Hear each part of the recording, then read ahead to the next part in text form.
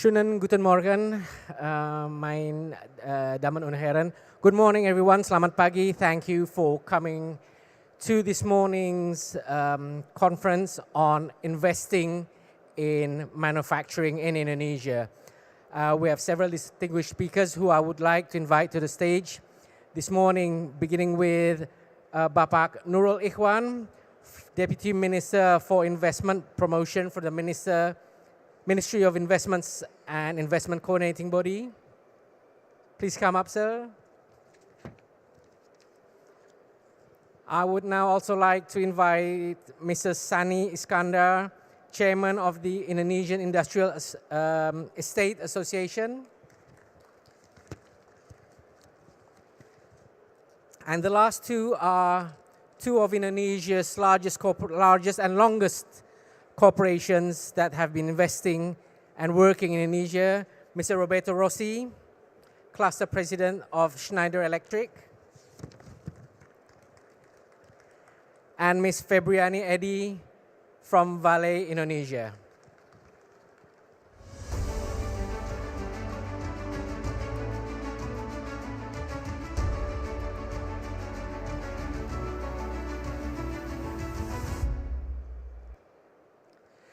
Thank you, ladies and gentlemen. One of the important things, one of the main questions that people have been asking is how easy it is to invest in Indonesia. As European countries are looking towards Asia as their destination of investments, one of their questions is looking to seek guidance and advice, not only from the government, but from other companies that have been operating in Indonesia. The questions there include what are the challenges, what are the pitfalls, how do they work in mitigating risk and navigating issues such as climate change, carbon emissions, sustainability, inclusivity in their operations. Now, I think the most important thing, let's hear from the government of Indonesia what Indonesia has to offer to companies who are already in Indonesia, and most importantly, which companies that are interested or seriously looking to invest in Indonesia. For that, please, Pak Nurul, your thoughts and ideas to the public. Thank you, Pak Afan. So, good morning, ladies and gentlemen. Yes, I guess before showing you about what will be offered by the government of Indonesia or from Indonesia to you, I should share with you about why should you choose Indonesia, I guess. So that will be more objective to you, comparing of other countries that could be also a kind of investment opportunities, destinations for you. So, ladies and gentlemen, I just would like to share with you, this is the performance of Indonesia. So we could see there, based on the data information that we get, Indonesia is always on the top 20 investment destinations chosen by the investors. So this is showing that Indonesia is having this kind of opportunity. And for this, we could see that the development of investment, direct investment to Indonesia, we could see from 2018 to 2022, we could see that increased around 1.6 times from 2018 to 2022. That's for the direct investment realizations. And especially for the manufacturing, the development for this, the increase is much more bigger. It is 2.1 times from 2018 to 2022. And it is also showing about the top 5 sectors of this investment growing in Indonesia. They are metal and non-machinery industry, food industry, chemical, and also a paper and printing and vehicles and other transportations industry. And the thing that you need to know more as well, that we are a country with 4th largest populations in the world. This serves as well sufficient manpower for you. And in terms of workforce in Indonesia, in average, in Indonesia, even up to 2050, we call it as kind of demographic bonus, then we are going to be supplied by manpower that in average, they are 30 years old. So it means that it is very strong. Unlike some countries around the globe that they are getting older and they are suffering of being tough to be supported by the manpower. And it is not only about the amount of manpower, but it is also supported by the educations and also the skill that we have. So it means that annually, we always have around 1.4 million newbies coming into this manpower market. So this is something that Indonesia could offer. So it means that the market itself showing not only about the supply of manpower, but it is also showing about how huge the market of Indonesia, the country that is economically growing, and then also supported the demand power that always grows very well. And in ASEAN, as currently Indonesia is having a kind of chairmanship of ASEAN, so Indonesia is also the biggest country in ASEAN in terms of populations as well as economy. So it means that when we talk about populations, Indonesia is having 41% of the total populations of ASEAN. And in terms of GDP, we are having 36% of GDP of ASEAN countries. So it is something that you cannot miss, that in ASEAN, the real market is actually Indonesia. The real location that is supported by sufficient manpower and also economic growth is Indonesia as well. And ladies and gentlemen, showing about the future of Indonesia, this is the data that cannot be lying to everybody, and especially for the data of recession probabilities worldwide based on the Bloomberg analysis, we could see that Indonesia is on the top country that could be resistant from the recession's possibility in the future. The possibility for Indonesia is only 2% to be in the recessions. And now, ladies and gentlemen, the government would like to offer to you, this is something that we would like to offer to you, that we would like to have a kind of more downstream industry based on the richness of natural resources that we have. So it means that if you talk about EV and EV batteries, for example, you cannot avoid Indonesia, because by 2050, by 2025, there will be not less than 50% of nickel for the EV battery will be supplied by Indonesia. So that is only one example that we could offer to you. And another example that we could say to you, this is a kind of the diagram of manufacturing chain in Indonesia, and this one is based on our downstream of team.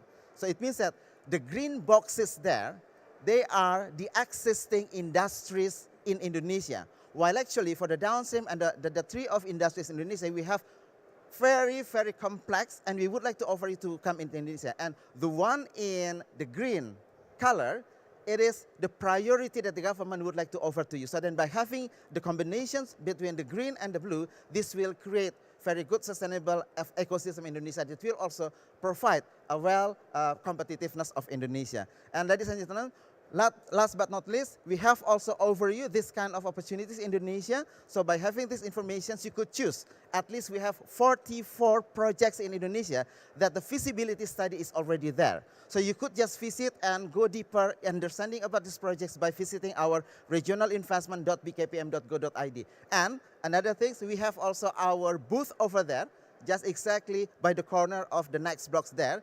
It is our booth that you could find our officers that could give your consultations between opportunities and also investment incentive that we have. And talking about incentive, ladies and gentlemen, we have this kind of competitiveness of incentive. We provide you tax holiday. We provide you also about import duty exemption. So it means that when you do investment in manufacturing, importations to Indonesia for your machineries and raw materials, that will be exempted for this kind of import duty.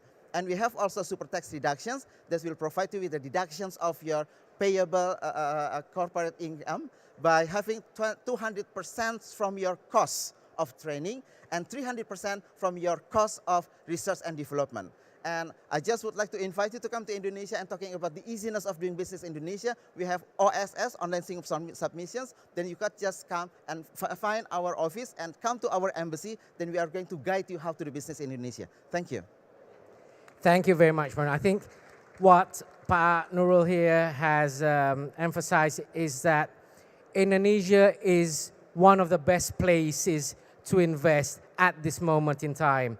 Not only, I would perhaps add on that, Pak Nurul, from the Ministries of Industry's perspective, whatever incentives other ASEAN countries offer you, we will match it and we will top up on it.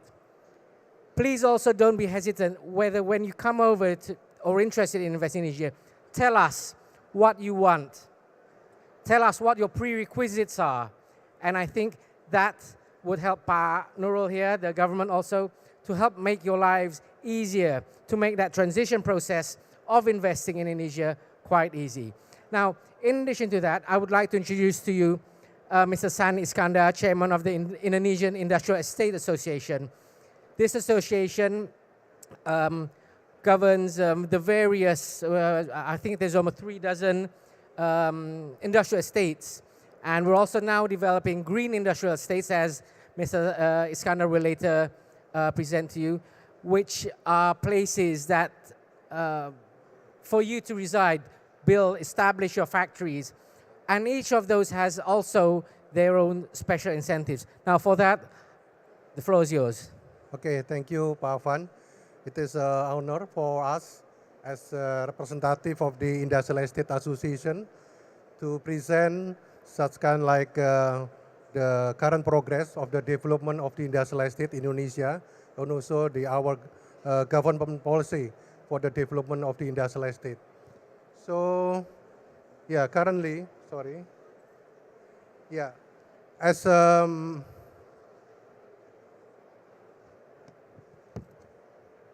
as a member of the industrial estate, ini jalan-jalan sendiri.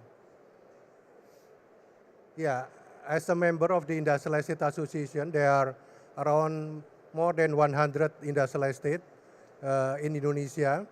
And if we can see that, yeah, mostly it is located in Java Island and in Sumatra. But now, due to the current government policy for the downstream industry, some of the industrial estate, it is also developed on some region. So the policy of the industrial estate development in Indonesia can be divided by two. So industrial estate located in Java Island and outside of the Java Island. And it is based on the manufacturing industry. So in Java Island, the manufacturing industry based on the high technology and digitalization. It is such kind like electronic, automotive, and also data center. And number two, it is manufacturing based on the. Ini jalan-jalan sendiri. Okay. Yeah, sorry. So it is in Java Island. It is also manufacturing industry. It is based on the labor-intensive industry, and also based on the downstream industry. So such kind like textile, furniture, chemical, and the others. But outside of the Java Island, mainly in Kalimantan, Sulawesi, and Maluku, so our manufacturing industry, it is based on the natural resources base. So such kind like now, the government policy already stopped to export some of the mining material like nickel, and then next it is bauxite. So all of this mineral, should be produced, and they need industrial estate area. So some industrial infrastructure and supporting facilities inside of the industrial estate, it is such kind like power plant. It is for the electric power supply, and then also it is for the gas supply, and also ICT connection, wastewater treatment plant, water treatment plant, and also close to the toll road, close to the train lane, and also as well close to the airport and port. Next. Yeah, it is now we coming to Industry 4.0 in Indonesia. We call it is a Smart Eco Industrial Park. So based on the government Indonesia policy, so now we already come to the circular economy, to the such kind like a digital hub and innovation work and the others. Next. Yeah, it is a kind of the doing investment inside of the industrial estate. So there are some easiness to make any investment. It is such kind like business licensing through the one-stop services. When we know that all of the industrial manufacturing company, should be located inside of the industrial estate. And then the investor also can obtain the industrial lot size as required with the ownership, certainly in line with the regional government policy. And then, of course, it is availability of the infrastructure and utilities. and also simplify for related with the environmental permit. It is more simple because the such kind like environmental studies already made by the industrial estate developers. The building permit, it is also will be supported by the industrial estate developers, and also potential to get facilities, tax incentive, and also for the such kind like security priority location. We call in Indonesia, it is national vital object. Next, it is the last slide. Yeah, it is some of the industrial manufacturing company in Europe, from European. So it is some logos, it is from the Germany company, and the other on the list, it is also come from the other European companies. Okay, thank you, Pak Afan. Thank you very much, Pak Sani. So I think basically in a nutshell is that Indonesia has prepared these industrial estates, which has met specific requirements both from investors from companies and manufacturing sites in infrastructure, and also they are also prepared to actually add on, if required by investors, to certain industrial estates, whether it's in Java or other major areas in Indonesia, especially if it's needed close to the upstream sector. Now, ladies and gentlemen, I think what's more important now is to hear from those longest companies that have been working in Indonesia. Now, one of the longest companies here is, first I would like to introduce Mr. Roberto Rossi, who is the cluster president for Indonesia and Timor-Leste of Schneider Electric. They have been in Indonesia for over 50 years, and I know he has a lot of things to share on the experience of working in Indonesia and actually working at one of the major industrial estates in the Batam area. So Roberto. Hello to everyone, thank you for the invitation. So I am representing here Schneider as the country president of Indonesia and Timor-Leste. So I would like to introduce first the company. For the one that maybe you don't know, our purpose is to make the most of our energy and resources, bridging energy and sustainability for all. So our mission is to be the digital partner for sustainability and efficiency, and this is in everything we do. So moving forward, talking about the company, we are a technological partner. We are in the domain of energy management and industrial automation, mainly to business, but connecting them, we have all the software solution as well as the services. We are a 34 billion company, more than 128,000 people, and we think that our core business is around electrification for sustainability as well as digitization for efficiency. We work all across Indonesia with all kind of customer like hospital, buildings, mining companies, oil and gas. So we are supporting data center, we are supporting all of them, and we are very well represented in anyone. So as was stated, 50 years already in Indonesia, a long journey that I would like to talk about. So here is the map of Indonesia. We have our head office in Jakarta. We have factories, 3 factories in Batam, 1 factory in Cikarang, and almost 4,000 people working in Indonesia. Among them, I am the only one expatriate, right? Almost 99%, I am the only Bule there. Then in these 50 years, a lot of recognition, right? So we have been recognized as national and international lighthouse for the Indonesia government as well as the international committee. And we have received a lot of awards around education, a vocational school that I will address later. So this is the journey. I will not go through all of them, but the key milestone. We started our commercial operation in '73, where we were mainly a commercial office. And 5 years later, we realized the importance of Indonesia locally and regionally, and we opened our first factory in Surabaya. Later, we opened the second one. Later, we moved in the '95 the factory to Cikarang, while in 91 we opened Batam. So in this journey, we started in a small operation that was mainly local, that became bigger and bigger and bigger in commercial, in capabilities, helping our customers mainly. So the focus of Schneider in Indonesia is to help our customer to do whatever they are looking for, sustainability and efficiency, but we need a product, right? And we realized that Indonesia is the right place where we need to set up our factories. So the factory setup in the region is the most important one. We have our Cikarang factory, where we produce medium voltage and low voltage equipment serving all the region. We send to Singapore, to Thailand, to Australia, also sometimes to Africa. Very good quality, very good processes, support. We have a network of partners and supported companies that help us to deliver this.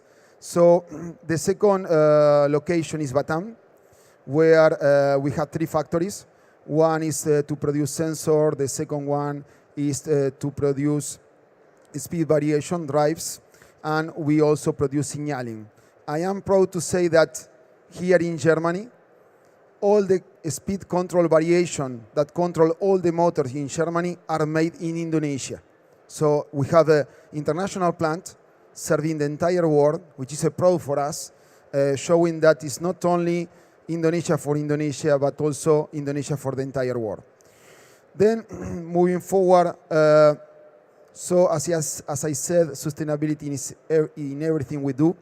Then our focus is first to deliver our compromise. I don't know why the slide keeps shifting like a crazy, so I try to moderate this, but it's impossible, right? So we are focused on the scope 1 and scope 2. We have a strong commitment. In Indonesia, we will be net zero by 2025 in our factories as well in our commercial operation. To do that, we have investment in renewables, investment in energy efficiency, which are the main 2 ways to decarbonize. But it's not only this, because we have a lot of suppliers there. We are working with our suppliers to secure that they will also decarbonize.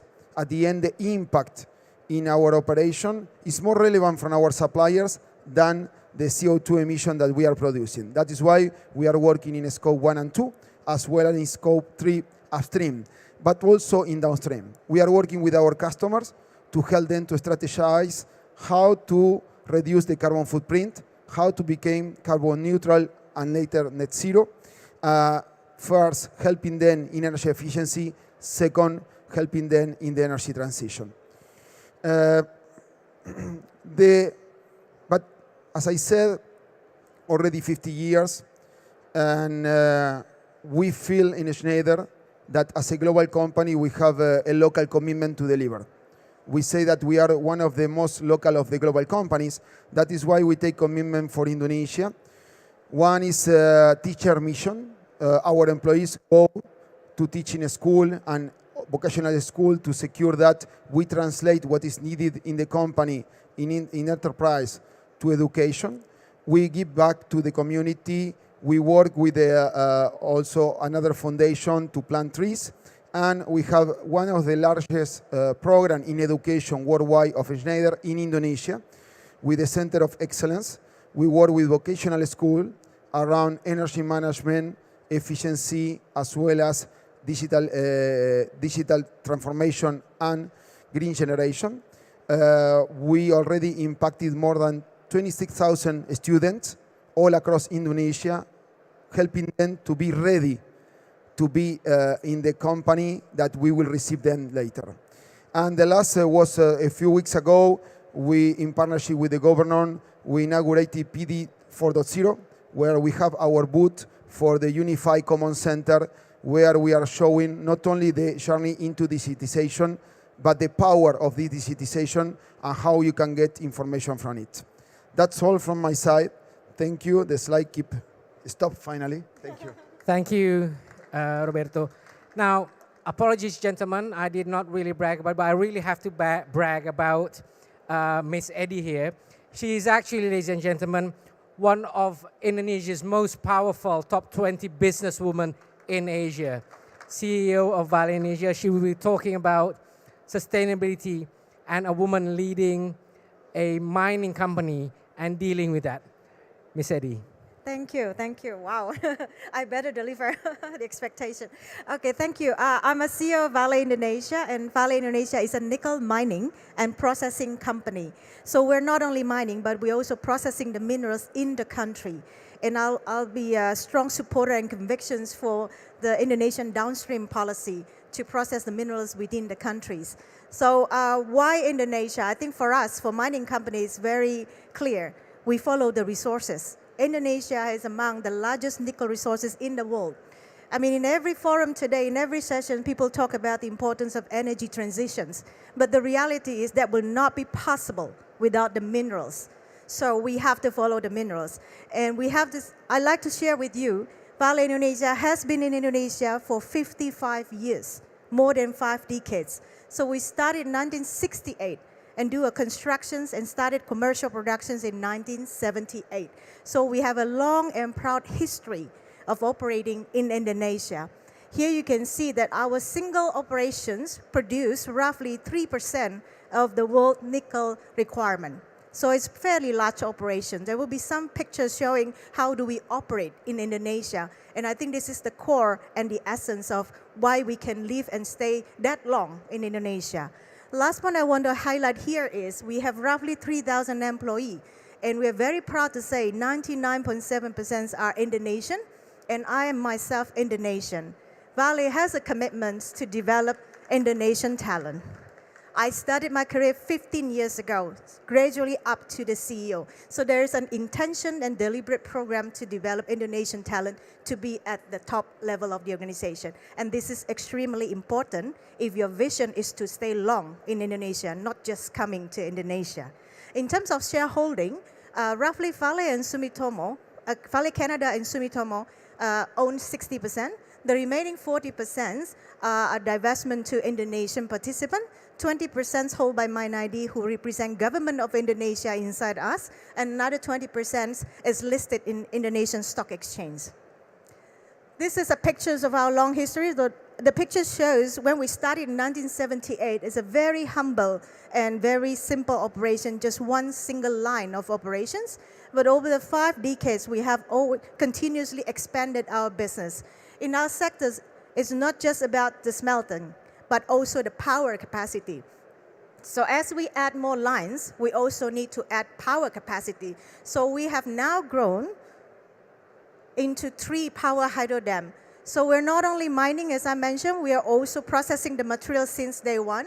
After 55 years of Indonesia, there is not once we export the raw materials. 100% processed in the country to develop and create value in the countries. We also build and operate 3 hydro dams. So the first hydro dam was built in 1978, and then 1999 and 2011. These all together generate 365 megawatt power, and that makes us to be the lowest carbon intensity plant in Indonesia. And without that, we're not stopping. We are also committed to deliver our commitment according to Paris Agreement. So by 2030, we have to reduce scope 1 and 2 by 33% and achieving net zero by 2050. This is a pictures of Matano Lake. Why is it important? Because all of the water effluent mine is treated in more than 100 sediment ponds before it finally discharged to the lake. So the lake water quality has been preserved for more than 50 years. That is a testament of our commitment to sustainability. This is a picture of our nursery. We do one mining company, but we build and operate a nursery as well. Our nursery has grown from 2.5 hectares to 15 hectares, and now it's no longer a nursery, but it's also a biodiversity park. And now we're going to upgrade it into a 75 hectares to include education facility for the new generations, so they understand the importance of preserving our environment. We also do reforestation beyond our concession. So not only inside the concession, but also outside the concession. Today, we have achieved 250% outside concessions of the area that we have opened for 50 years. This is the last picture that shows that we are a mining company, but we run school too. We have kindergartens up to academy, and we educate and make graduate for 2,600 students every year.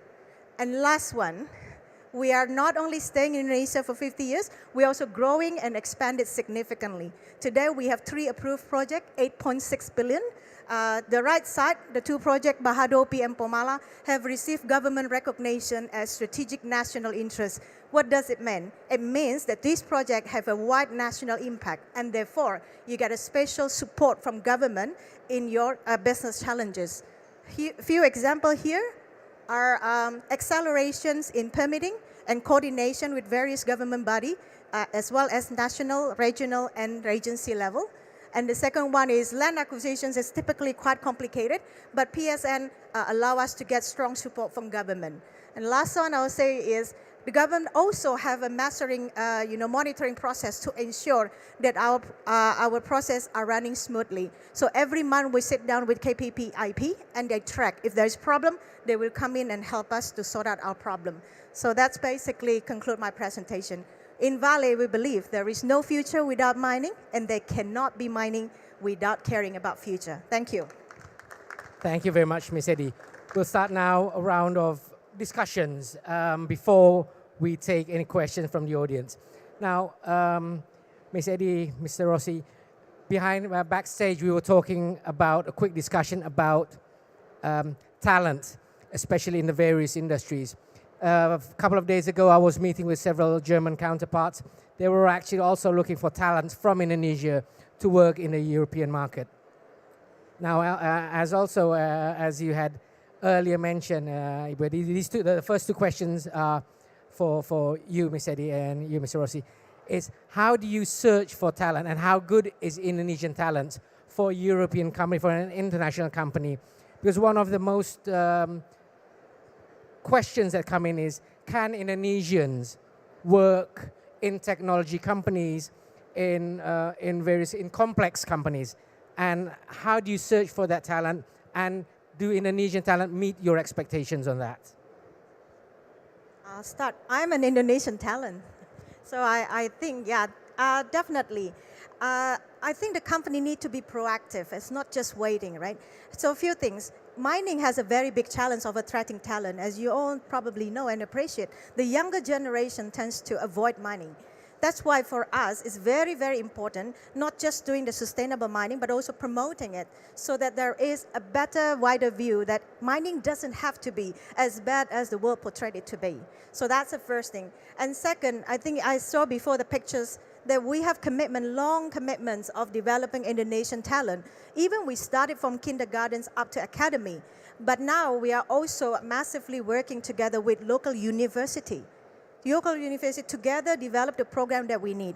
So for instance, we sponsor the metallurgy divisions in one of the biggest Eastern Indonesia university. That is all a long-term program of developing Indonesian talent to be joining with us and to be our leader next, right?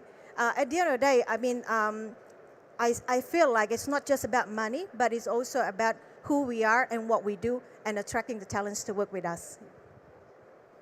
Yes, in our case, I can tell you the secondary school, the vocational school, the university are very good. So we receive a lot of talented people. For sure, all the companies compete to get them in. Then it's pretty much the value proposition of the company to attract them.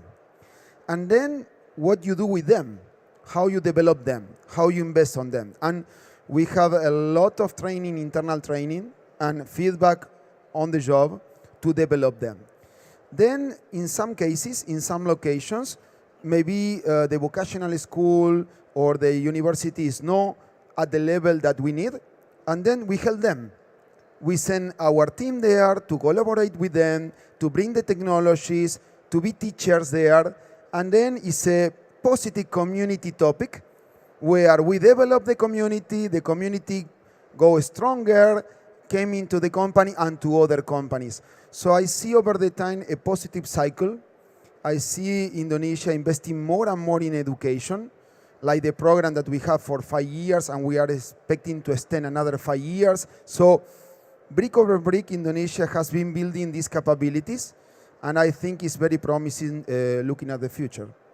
Hey, thank you very much. So it's very easy for you guys to find really good Indonesian talent. I think as Pak Nurul said, I wouldn't say demographic bonus, but what I use is demographic benefits. So that is a benefit for these great Indonesian talents. Now, two questions to you, Pak Nurul and Pak Sani. We've been meeting with our European counterparts here, and they have their own ideas on what investments are for them and what incentives they need. How willing is the Indonesian government willing to undertake their requests, and how will associations like you yourself, Pak Sani, help in assisting our European counterparts in getting the incentives to be a deal maker instead of a deal breaker for companies coming in? Pak Nurul. Yeah, thank you, Pak. So when we talk about incentive that could be provided by the government, actually we have some incentives that is already provided by us, started from tax holiday, for example. But when we talk about this tax holiday, the spirit of providing this tax holiday is actually supporting companies into the projects that is the IRR is not that interesting. For example, that the IRR is just below 10 or below 7, so it means that the government gives this kind of facilities. But it should be also fair enough to be provided for the companies that only within, let's say, 3 or 4 years they could get this kind of profit back. So we just give this to support you. Having investment in Indonesia, the country is very huge with the market, but we provide also this kind of incentive. And it is not only about this kind of tax holiday. It is also provided for some companies having, let's say, investment that will absorb more manpower with also another incentive. And we have also other kind of incentive that could provide to you that we could sit together finally, we could give the optimum of this incentive that could be granted to your company. So it means that even for the tax holiday, we could provide much more longer of this period of tax holiday, as long as you could create a kind of ecosystems coming from upstream to the downstreams, and we could see that this kind of development will give a kind of opportunities for Indonesia competitiveness. So we're basically very flexible there. Yes. Great, yes, excellent. Pastor, how can your organization help in meeting the demands of investors when they look for place to settle down in Indonesia? Okay, so yeah, for tax and incentive, yeah, already explained by the Pak Nurul, but the some easiness of the investment in Indonesia, especially inside of the industrial estate. So all of the investor may not to get any location permit, yeah, because they already come to the industrial estate that already have the location permit. And also for the environmental study, because our industrial estate developer also already have, we call in Bahasa Indonesia, it is AMDAL. So for the all investor located inside of the industrial estate, no need to arrange much more complicated the environmental study. And also for the building permit, it is also can be supported by the industrial estate developer. So many support and easiness for the investor, especially from Europe, come to the Indonesia.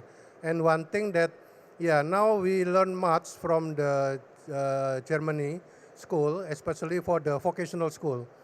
So to get any more talent and skill labor, now industrial estate developer, it has also become as like a mediator between the school, vocational school, and also our tenant.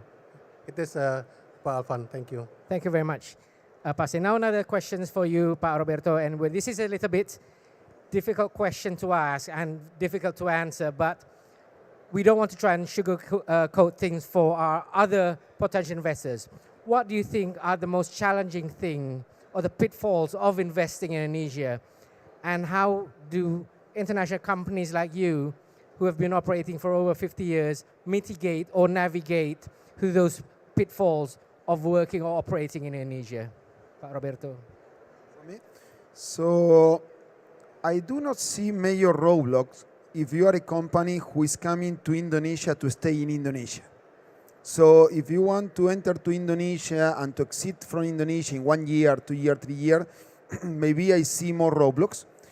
But if you really want to come to Indonesia, to contribute to Indonesia, to develop your company and to have a positive impact, I do not see major roadblocks. As stated by the governor, there are a lot of help to set down the company, and later there is a close collaboration with the governor, most of the cases, to solve the topic that are arising. We always have problems problems in importation, problems in exportations. In our case, we are proud to say that we export more than we import because of our international production hub.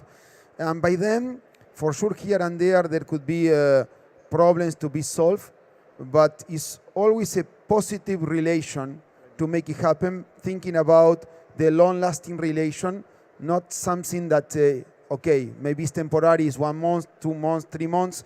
This is not a problem for us at least. Sometimes it happens, but over the time it's fixed. Yeah, and you feel you get the government support from that. Great. Always. No, I echo what Roberto said. I think it depends, right? If you have the mindset of coming and make money and then you go, that's probably not going to be easy. But Vale Indonesia, for instance, 55 years, from day one, we know we come here to partner. I think it's important to focus on the word partner. Partnership with government, but also partnership with the community where we operate, because the support from community is also extremely important. So you have to be genuine and intended to do what you're trying to do. So I guess typical problem that people hear from mining sectors is, how do you get the permit, the environmental license to study? I feel like, there is a general conception that it is a black box, it's difficult, but it's not like that. I mean, if you're working together with government, partnering with them, having a dialogue and be intentional and proactive, finding the solution, because nobody wants to stop you. Everyone wants to find a solution. So let's find a solution together. And now, for instance, we have BKPM, who is very active in promoting investment. And there's a lot of initiative now to ease doing business in Indonesia. I think first is go to BKPM, ask the support where to go and how to do business. And also, we also operate in industrial park. We feel a strong support from Minister of Industry and also Coordinating Minister. Working with Coordinating Minister, they also issued PSN, right? Which help us coordinate various different organizations, minister, and various level of government. That is one to be traditionally quite challenging, but now I think with PSN, we got a lot of support from government. So I think the key is partnering with the government, but don't forget the community where you operate, because their support will also then gain support from the government. Thank you. Pak Nur, you wanted to add on?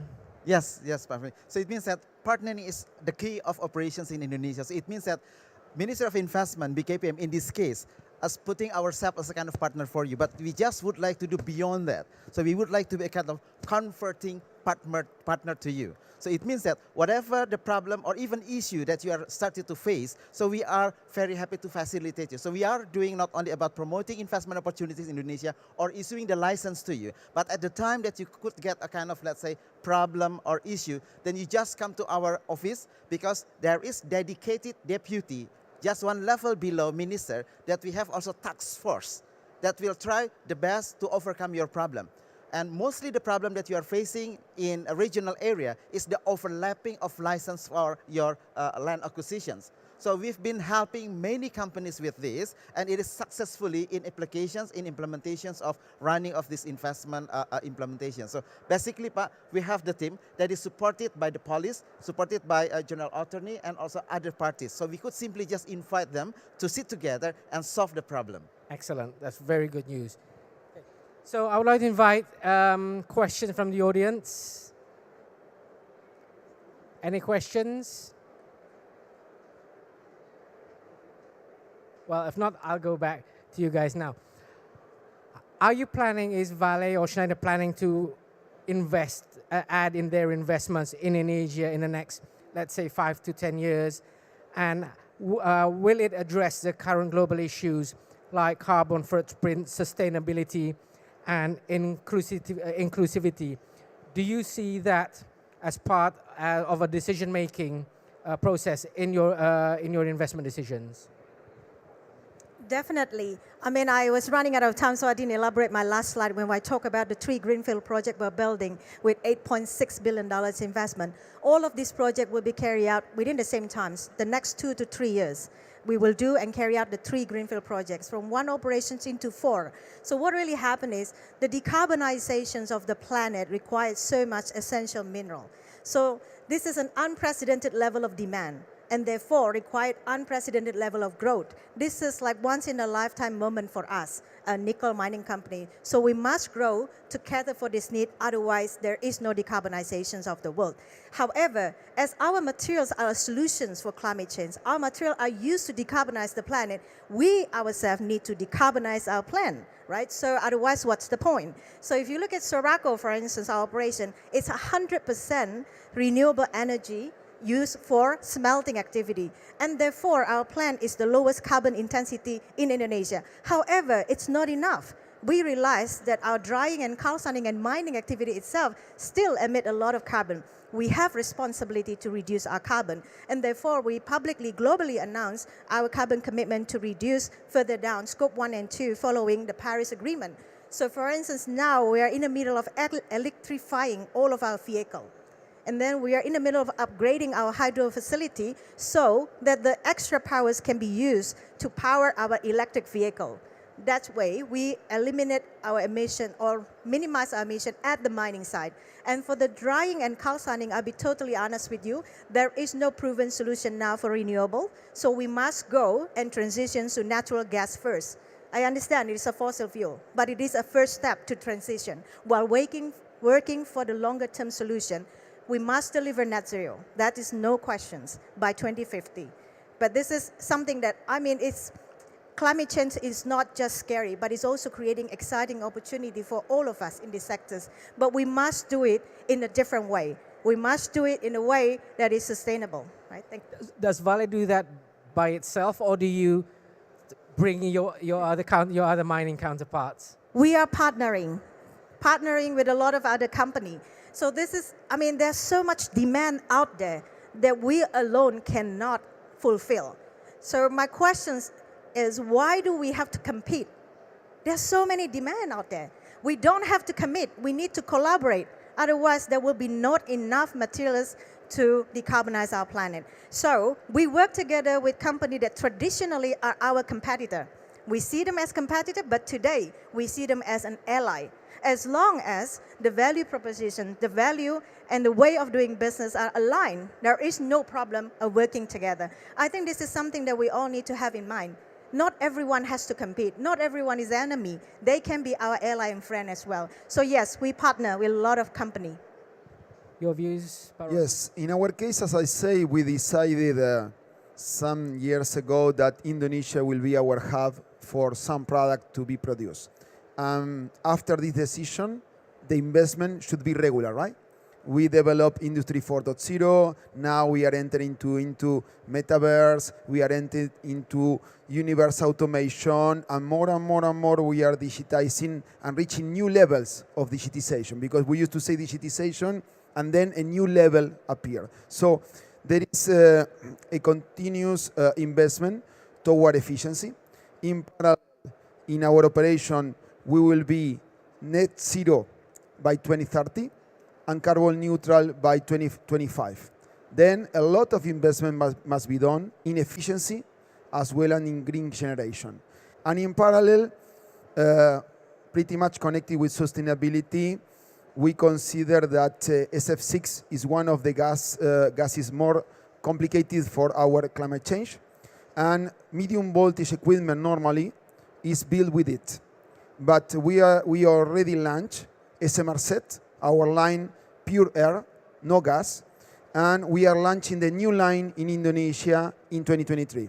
So the investment to produce this for the region again will be done this year, and over the next 3 years, we will develop also SMR set solutions for different type of cubicles. So general investment in efficiency, general investment in green generation, new product line, and in parallel education.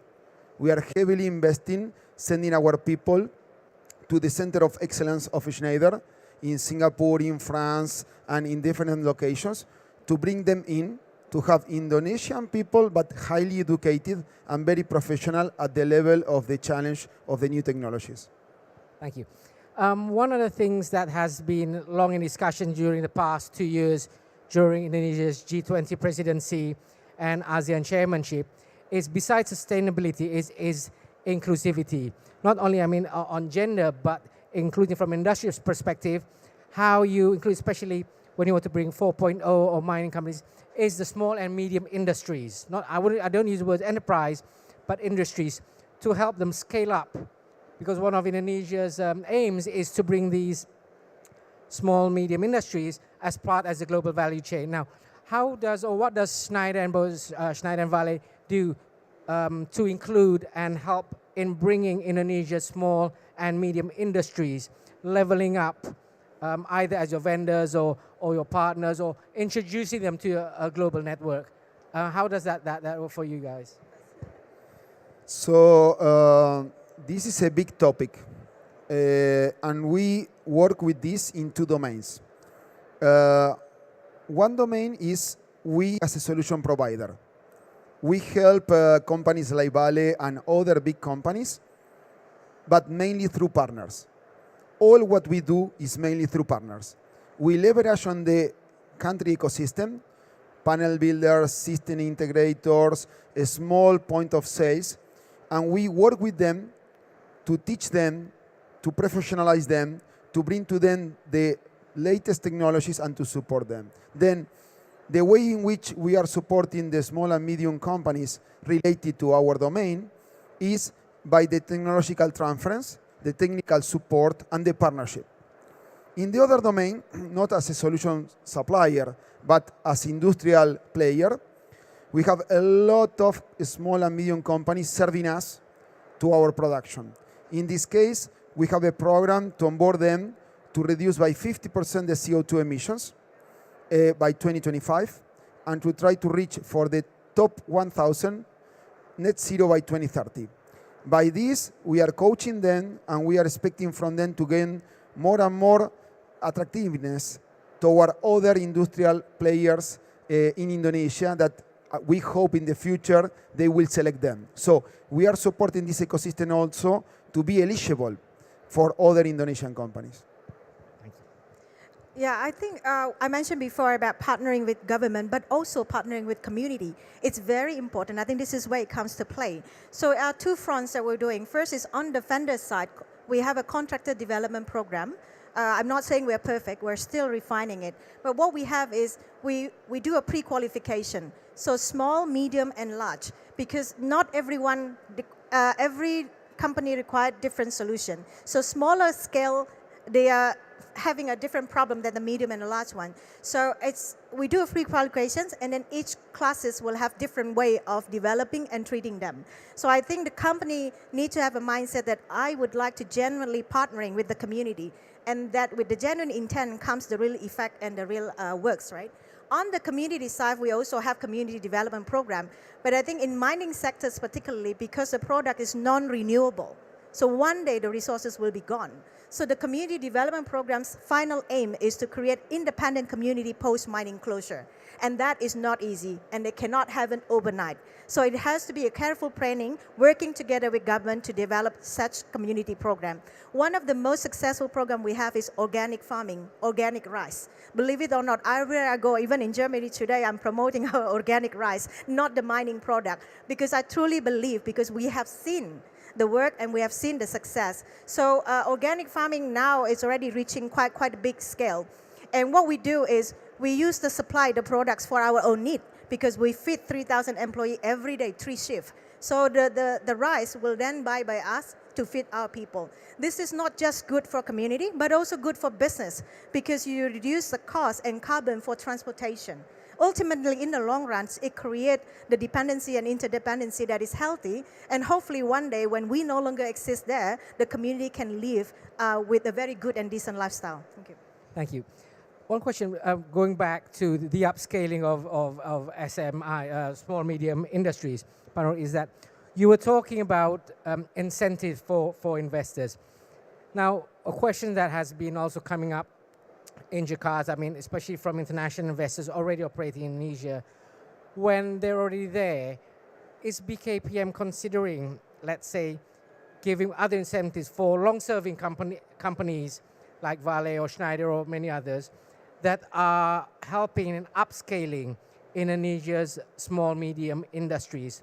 So you're talking about 300% super tax deductible, but those are more for research and development. but how does the government acknowledge or show appreciation for these companies that are actually helping to upscale the Indonesian small medium industries? Are you preparing any incentives for them, like as Pak Rossi was mentioning what they're doing? Yes, we do have a kind of incentive. We call it investment incentive, and there are theory actually about kind of in this incentive, because we make a kind of qualifications of those who are qualified to be granted with this incentive. So among others is those who are working together with small and medium enterprises and upscaling them and giving a kind of capacity building to them. So then they could be a kind of part of ecosystem in the locations. Then they could create some new job opportunities for people there. These are for existing investors. Yes, yes. Have you been taking advantage of those incentives? Over the time, yes. Great, yes. great. Okay. So you feel the government is already sufficient in giving these incentives? Yes, it's different from industry to Yeah, industry, of course. and for sure it's purely allocated where the government is considering they want to do. But for us, it has been always very good. Great. Now, from new members of the audience, do you have any other questions for our panelists? Please, sir. You state your name and which organization you represent. Hello. Hi, thank you very much. My name is Daniel Shan. I come from all the way from China, and our company local in Tianjin. And I feel lucky so much today, and we can join your speech and encourage us to have some question for you. Because our company, he's our founder, Mr. Ren. He founded as a new energy company, which is doing the helping the wind power and new generation transport and new instruction things, help them to do new solution for help them more safety and more efficient way to do their job. Actually, we doing the robot, and we are thinking, concerning in Indonesia will be a new market and very, very important for us. The question is very simple: is how can we maybe open a new branch in Indonesia, and the government or the other partner, how do they feel? Do we feel like a really warm welcome? And who we should talk with if we really want to do that? Because this is a very big audience for us. We will thinking maybe another 5 years or 10 years in Indonesia. It's a very huge market. So we decided to do that, but we don't know how actually. I think that question would be best answered by Pak Nurul here. Yeah, thank you. So Thank you. my direct answer to you, you have to talk with me. Yeah. So we are going to exchange our business card. And Yes, I I will guess do that, we are willing to discuss with you. And also another information that I need to deliver to you is about the potentials of a project that we would like to develop, because we are moving forward of providing more energy efficiency and also more green energy to be provided for the industries in Indonesia. Yes, and I do the believe that professionals. you could provide this kind of technology for us.